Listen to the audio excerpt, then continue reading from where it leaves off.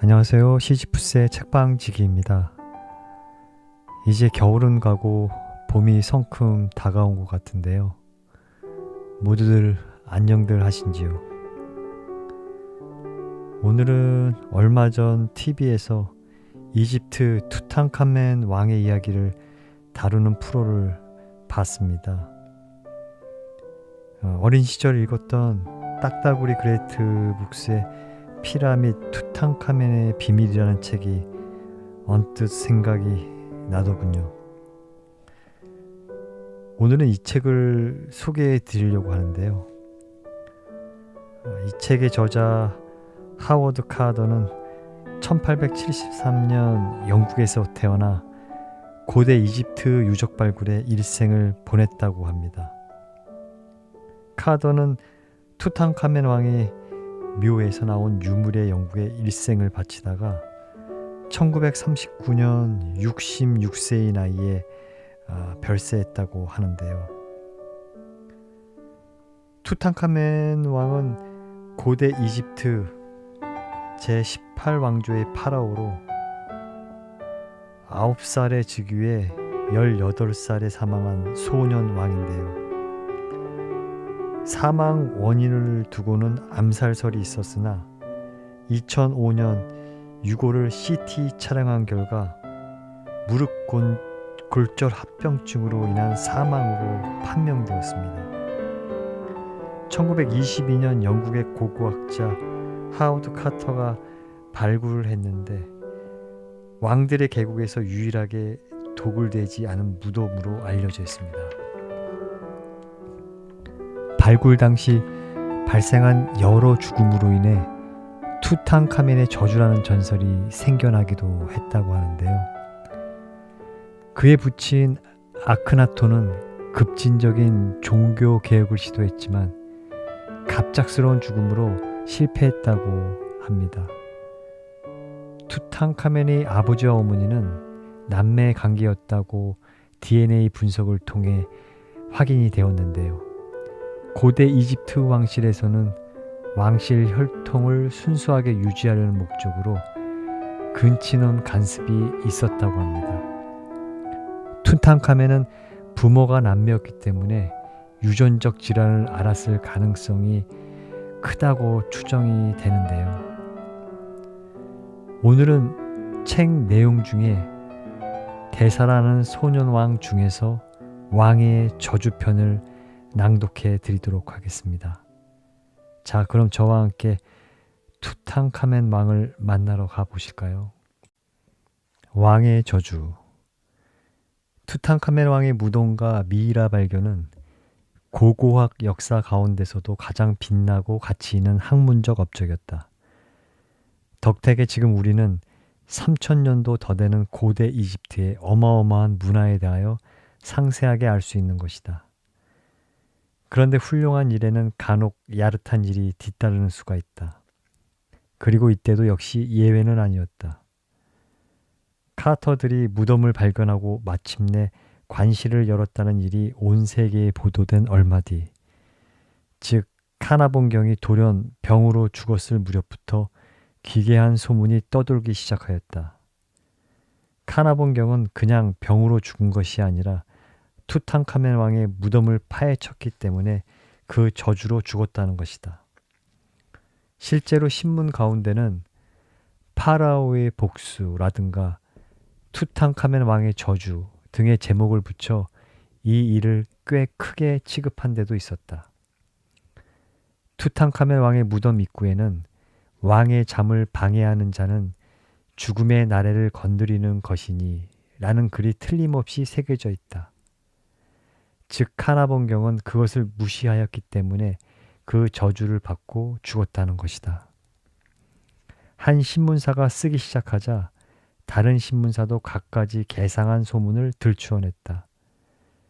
카터들이 무덤을 발견하고 문을 열려고 하였을 때 웬 농부가 이 사람들은 황금을 찾아낼 것이다. 하지만 죽음과도 만날 것이다. 라는 기괴한 예언을 하였다고도 했다. 또 카나본경이 죽기 전에 투탕카멘의 이름을 헛소리처럼 되풀이하였다는 이야기도 떠돌았다. 그가 죽을 때에는 온 집안의 불이 다 꺼졌다. 시중 들던 간호원이 무서워서 방을 뛰쳐나갔다가 10분 뒤에 돌아와 보니 이미 숨져 있었다는 것이다.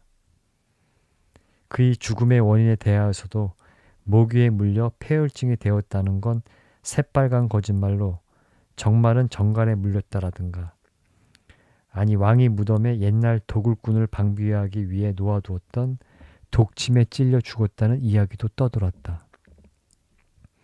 그런데 오직 그것뿐이었다면 이 소문은 자연적으로 사라졌을 것이다. 무슨 까닭인지 그로부터 반년도 되지 않아 이 발굴에 관계가 있던 사람들이나 그 주위 사람들이 차례로 원인도 모르게 죽기 시작한 것이다. 먼저 카나봉경의 동생 오블리 허버트 대령이 갑자기 정신 이상을 일으켜 자살하였다. 이어서 카나봉경을 간호하던 간호원이 죽었다. 다시 카터의 친구인 르 프르르 교수가 분묘 발굴 작업을 도우러 왔다가 몇 주일도 되지 않아 까닭 모를 병에 걸려서 죽었다. 또다시 투탕카멘 왕의 저주, 네 번째 희생자, 파라오의 저주, 다섯 번째 희생자를 찾다. 이런 해를 거르지 않고 주먹만한 제목의 기사가 신문에 실렸다. 우매한 그 고장 농민이나 장난기 있는 사람들의 호기심이 이 이야기에 꼬리를 달았다. 파라오의 저주는 눈 깜짝할 사이에 온 세계에 퍼졌다. 어디서 생겨났는지 모르지만 그럴듯한 이야기도 전해졌다. 카터는 황량한 사막에서의 생활을 조금이나마 밝게 하려고 한 마리의 카나리아를 기르고 있었다. 언제나 일어나 나갈 때에는 카나리아 세 장을 숙소 앞에 돌로 쌓아 올린 대 위에 올려놓았다. 카나리아는 날마다 고운 목소리로 우짖어 대원들의 마음을 위로해 주었다. 그런데 인부들 가운데는 왕의 무덤에는 왕의 수호신인 코브라가 침입자를 죽이려고 독리를 드러내고 있다. 두고 봐, 코브라가 백인을 죽일 테니 하고 불길한 말을 하는 사람이 있었다. 그러나 카터들은 그런 이야기를 들어도 마음에 두지 않았다. 그런데 이 무렵 어느 날의 일이었다. 언제나 명랑하게 우짖던 카나리아가 갑자기 울음을 탁 멈추었던 것이다. 이상하게 생각한 카터의 부하가 조롱으로 다가왔다. 그러자 그는 거기에서 무서운 광경을 보았다. 야단났다. 코브라가 카나리아를 잡아먹는다. 달려가 보니 거기에는 좀처럼 볼 수 없는 큰 코브라가 커다란 입을 벌리고 막 카나리아를 집어삼키고 있지 않은가. 그것 보라지, 이건 나쁜 일이 일어날 징조라니까. 왕의 무덤의 저주야. 두고 봐, 무덤에 접근하는 백인은 모조리 죽게 될 테니. 인부들은 그런 말을 작은 소리로 수군댔다. 신문은 이런 일을 그럴듯하게 꾸며 보도하였다. 정말 무슨 까닭일까? 카나봉경이나 카터와 가까운 사람들, 즉 친구와 친척이나 친지들 사이에는 이상할 정도로 사망자가 잇따라 나오고 있었다. 이 발굴의 맨 처음부터 카터의 가장 좋은 협력자의 한 사람이었던 이블린 화이트 박사도 죽었다. 그는 관실에 맨 처음으로 들어간 사람 가운데 하나였는데 관실에서 나왔을 때 갑자기 기분이 이상스럽다고 하더니 그 뒤 죽신경 세약 비슷한 증세를 보였었다. 그러던 어느 날 나는 저주를 받았다. 그렇기 때문에 사라져간다라는 쪽지를 남겨놓고 자살하였던 것이다. 투탕카멘의 미이라를 해부한 델리 교수도 죽었다. 투탕카멘의 이름이 새겨진 주전자를 발견하여 그 뒤에 조사에 중요한 계기를 만들어준 데이비스 교수도 또 원인도 모르게 죽었다. 사망자는 더욱 늘어났다. 1929년에는 카나봉경의 어머니가 독충에 물려 죽었다. 같은 해의 11월에는 카터의 비서로 여러 해 동안 이를 보아온 리차드 비셀이 기괴한 죽음을 당하였다. 그는 죽기 전날 밤까지도 멀쩡하였었는데 이튿날 아침 침대 속에서 차디 찬 시체가 되어 있는 것을 가족들이 발견하였다. 그 이듬해 비셀의 아버지인 웨스트베리경이 갑자기 8층 아파트의 창문에서 뛰어내려 자살하였다. 소문은 더욱 시끄러워져 갔다. 사태를 중히 여긴 이집트 정부 당국은 더글러스 리드라는 학자를 왕가의 골짜기에 보내어 미라의 엑스레이 사진을 찍게 하였다. 그런데 그 리드도 사진을 찍고 며칠 뒤 갑자기 기분이 이상해지면서 그대로 죽었다. 신문은 대대적으로 이 사건을 취급하였다. 미라는 엑스레이 사진 촬영을 싫어했는지도 모른다. 온 영국은 그의 죽음을 알고 공포에 떨고 있다. 이어서 이집트 학의 대가 아더 웨이칼 교수가 12번째 희생이 되었다. 죽은 원인을 알 수 없는 열병이었다. 너무나도 불가사의한 사건이 잇따름에 이집트 정부 당국도 술렁대기 시작하였다. 정부의 한 유력한 인물이 혹시 무덤 안에 독사가 있는 것은 아닐까? 라고 생각한 끝에 땅꾼을 데리고 왕가의 골짜기에 찾아들었다. 그는 확실히 무덤 안에서 코브라 한 마리와 살무사 한 마리를 잡아냈다. 그런데 뱀이 무덤 속에 침입할 수 있을 까닭이 없었다. 언제나 사람이 출입하고 있으며 밤에도 무덤을 지키고 있기 때문이다. 그는 조사를 계속하였다. 그런데 며칠 뒤 그는 몹시 기분이 나빠져 일을 그만두지 않으면 안 되었다. 그는 벽원에 입어라 했다. 그러나 이미 때가 늦었었다. 며칠 뒤에는 그도 사망자 명단에 끼었던 것이다. 그 뒤로 또 한 사람, 카터의 친구가 죽었다. 아더 메이스였다. 맨 처음부터 카터의 가장 열렬한 협력자였던 메이스. 간실에 구멍을 뚫었을 때도 함께였던 메이스.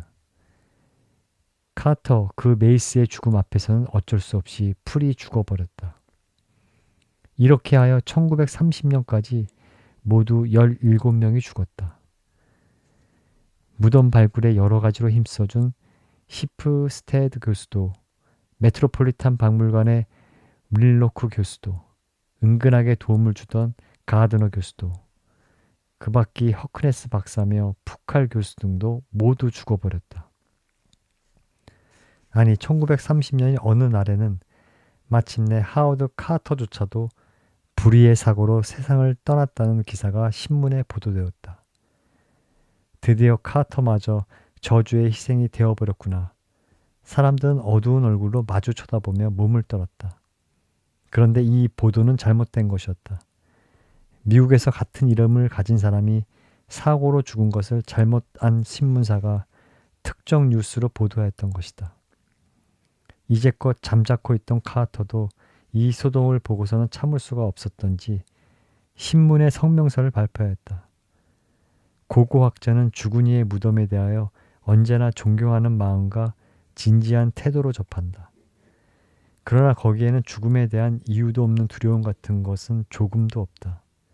그런 따위의 어리석은 일을 믿는 것은 어디 재미있는 일은 없나 하고 그런 것만 생각하는 할 일 없는 사람들 뿐이다. 그는 용서가 없었다.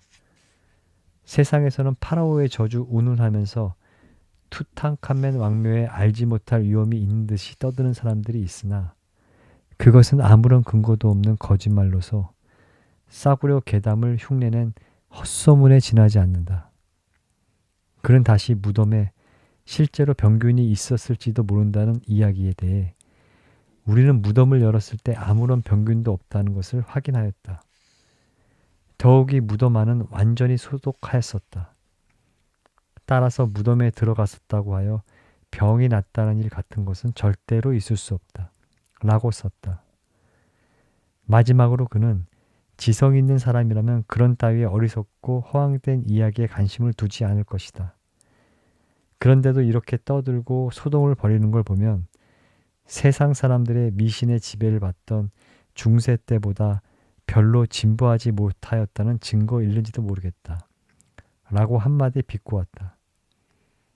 또 1933년에는 독일의 유명한 이집트 학자 시타인돌프 교수도 이 문제에 대하여 논문을 발표하여 여러 가지 이야기가 있으나 자세히 조사한 결과 저주로 죽었다는 사람들은 모두 무덤과는 아무런 상관도 없는 일로 죽은 것이 판명되었다라고 쓰고, 이어 이집트의 죽은 사람에 대한 숭배 사상에는 이와 같이 후세 사람에게 저주나 재앙을 내리는 내용은 전혀 없다.